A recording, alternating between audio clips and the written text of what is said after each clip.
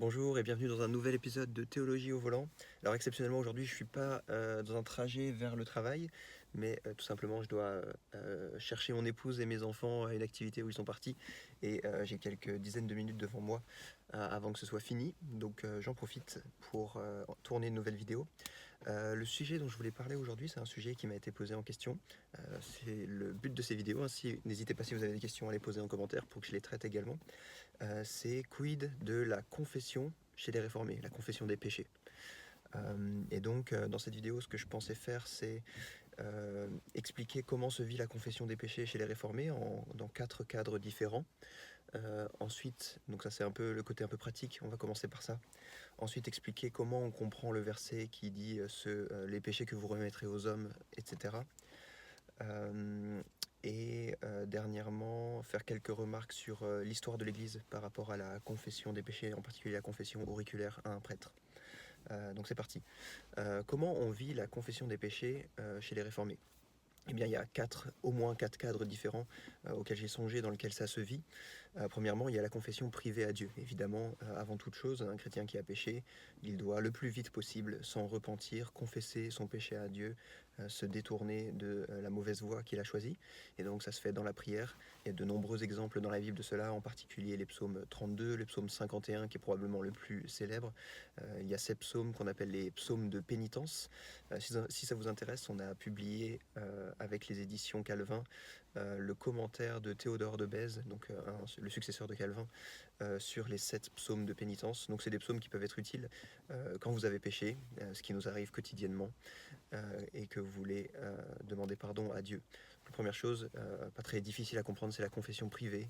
Confesser à Dieu ses péchés, et comme nous l'assurent ces psaumes, en particulier le psaume 32, lorsqu'on le fait, lorsqu'on invoque Dieu au temps convenable, comme dit ce psaume, il nous remet nos fautes, heureux l'homme à qui l'Éternel ne compte plus son péché.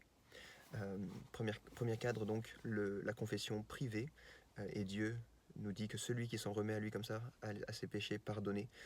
Si nous avons péché, nous avons un avocat auprès du Père, nous dit l'apôtre Jean, Jésus-Christ le juste.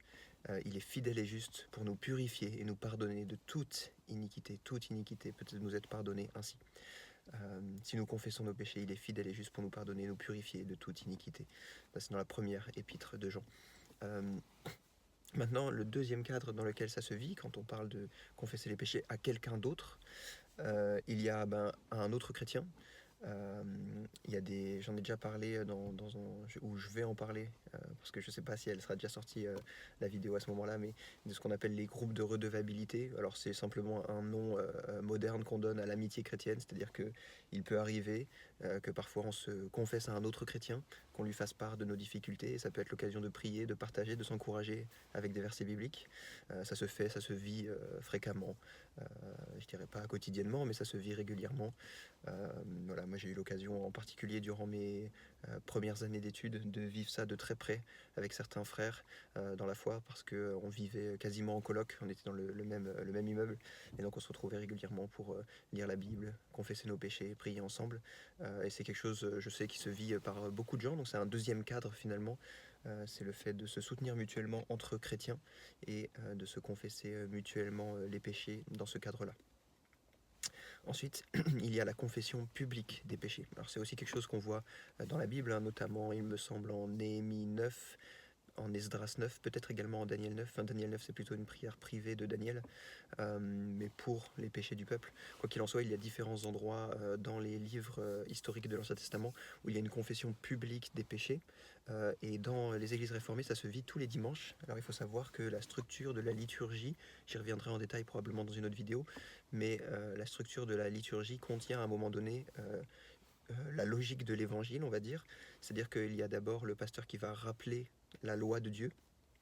Dans ma paroisse, ça se fait par une lecture des 10 commandements, tout simplement, avec une brève exhortation. Donc comme ça, on est mis face à la loi de Dieu, face à la perfection et à la sainteté de Dieu dans sa loi. Et donc nécessairement, en contraste, on est rendu conscient de notre propre imperfection et du fait qu'on n'est pas au niveau de la loi de Dieu, un peu à la manière de Ésaïe chapitre 6, où Ésaïe a une vision de la sainteté de Dieu, les chérubins qui crient « Saint, Saint, Saint », et lui sa réaction c'est « J'habite au milieu d'un peuple impur, mes lèvres sont impures, malheur à moi ».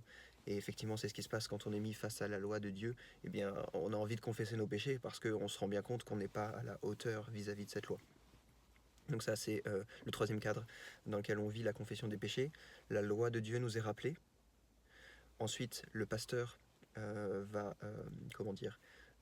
va nous guider dans la prière de confession des péchés, c'est-à-dire que chaque personne, ça se passe comme ça dans ma paroisse, chaque personne a un temps de silence d'abord pour confesser ses péchés à cette occasion, donc c'est encore de l'ordre de la confession privée, et puis ensuite on élève notre voix tous avec une prière qui est écrite, et on va la prier tous ensemble, une prière de confession des péchés.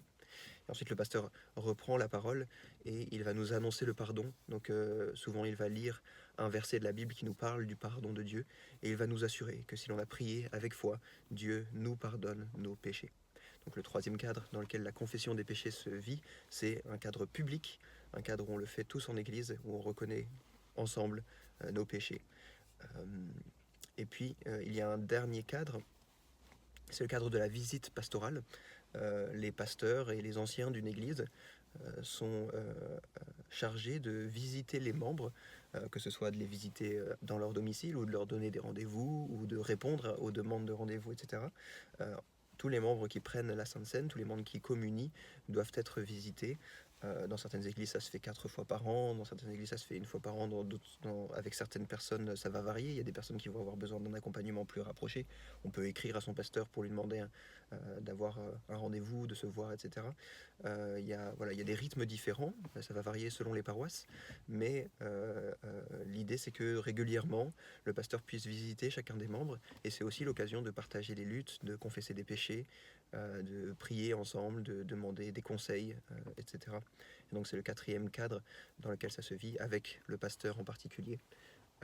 Il y a à la fin de l'épître de Jacques l'injonction de se confesser les péchés les uns les autres. Et dans le contexte, puisqu'il est fait mention des anciens, j'ai l'impression que le sens de ce texte est en particulier la confession vis-à-vis des pasteurs. Et donc ça plaide aussi pour cette pratique. Voilà, pour comment ça se vit en pratique, donc, dans les églises réformées. Il y a la confession privée, évidemment, que chacun doit faire pour manifester sa repentance. Il y a la confession informelle entre chrétiens, le soutien mutuel, l'amitié chrétienne, j'ai envie de dire.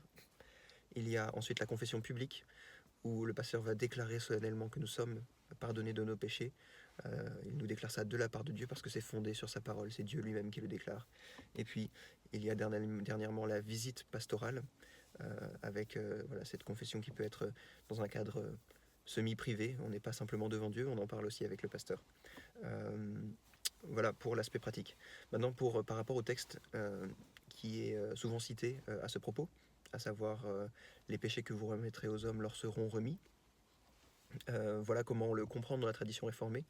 On ne pense pas que ça fait référence au fait d'aller la confession auriculaire, donc dire à l'oreille d'un prêtre quels sont nos péchés pour qu'il nous les remette.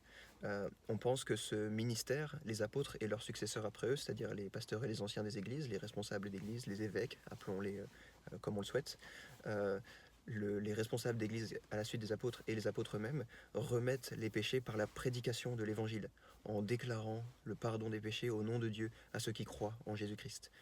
Donc c'est comme ça qu'ils remettent les péchés. Et une bonne raison de vérifier laquelle des deux compréhensions est juste, à savoir une confession à l'oreille d'un prêtre ou la proclamation publique de l'évangile, eh bien c'est de regarder qu'est-ce que font les apôtres dans la suite du Nouveau Testament. Et jamais, même pas une fois, il nous est relaté que quelqu'un viendrait en privé leur confesser les péchés pour qu'ils puissent ensuite bénéficier d'une absolution. Ça ne se produit tout simplement pas dans le Nouveau Testament. En revanche, à de nombreuses reprises, on les voit déclarer la rémission des péchés dans la prédication publique de l'Évangile, dans leurs épîtres également, et puis on imagine que ça se vivait également dans les églises, puisqu'ils le faisaient en public. Donc voilà comment on comprend ce texte. Les pasteurs, les apôtres bien sûr, et puis les pasteurs, c'est-à-dire les gens qui ont eu la charge des églises après les apôtres, ont reçu la mission de proclamer le pardon des péchés à ceux qui croient au nom de Dieu, et ils peuvent assurer ceux qui croient du pardon de Dieu quand ils le font.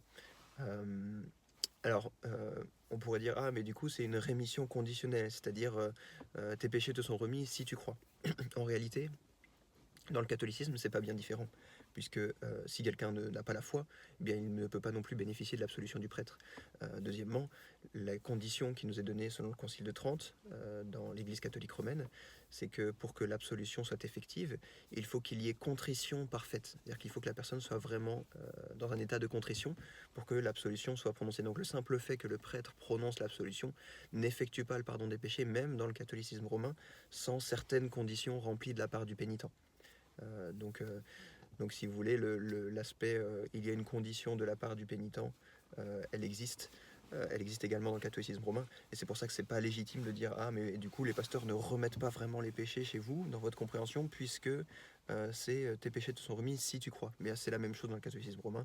Je te remets tes péchés si si tu as une contrition parfaite, si etc etc et différentes conditions. Et en réalité la confession auriculaire, le fait de se confesser à l'oreille d'un responsable d'église pour avoir une parole d'absolution qui est prononcée de manière privée, la confession privée, c'est d'apparition très tardive. C'est reconnu même dans le catéchisme de l'Église catholique, qui explique que ça vient d'Irlande, et c'est vrai. Mais c'est tardif. Si vous lisez par exemple les sentences de Pierre Lombard, alors pour vous donner un peu de contexte, Pierre Lombard c'est un docteur médiéval, et au concile de Latran, est-ce que c'est en 1215, quelque chose comme ça, au concile de Latran, il a été déterminé que ce texte de Pierre Lombard servirait de base pour la formation théologique. C'est pour ça que tous les grands scolastiques, que ce soit Thomas d'Aquin, Albert le Grand, etc., ont écrit un commentaire des sentences de Pierre Lombard, puisque c'était le livre, le textbook, comme disent les Anglais, le livre d'enseignement de base pour enseigner la théologie. C'est le premier docteur, outre les pères de l'Église, le premier, après les pères de l'Église, à avoir reçu une autorité doctrinale dans la communion romaine. Et quand on lit les sentences de Pierre Lombard, il explique que lorsqu'on a confessé son péché à Dieu, il nous est déjà remis avant même l'absolution par le prêtre.